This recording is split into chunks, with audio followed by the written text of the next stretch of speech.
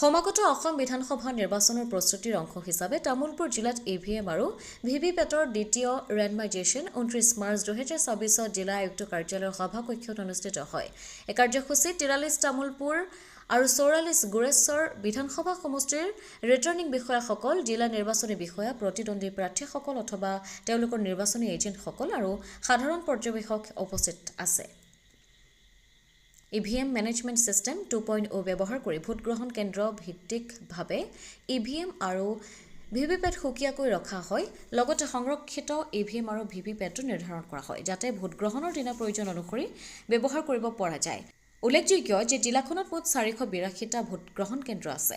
43 তামুলপুৰ অনুসূচিত জনজাতি সমষ্টিৰ 2050টা আৰু গুৰেশ্বৰ সমষ্টিৰ 232টা ভোটগ্ৰহণ কেন্দ্ৰত ইভিএম আৰু ভিভিপেটৰ ব্যৱস্থা কৰা হয়। ইয়াৰ উপৰিও সংৰক্ষিতভাৱে প্ৰয়োজনীয় সংখ্যক ইভিএম আৰু ভিভিপেট ৰখা হৈছে।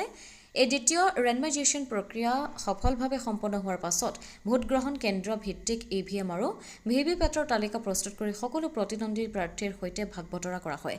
এই প্ৰক্ৰিয়া নিৰ্বাচনী ব্যৱস্থাপনাৰ স্বচ্ছতা আৰু বিশ্বাসযোগ্যতা নিশ্চিত কৰাৰ ক্ষেত্ৰত গুৰুত্বপূৰ্ণ পদক্ষেপ বুলি জিলা প্ৰশাসনে জনাইছে। Bureau Report, Amrit News 24/7.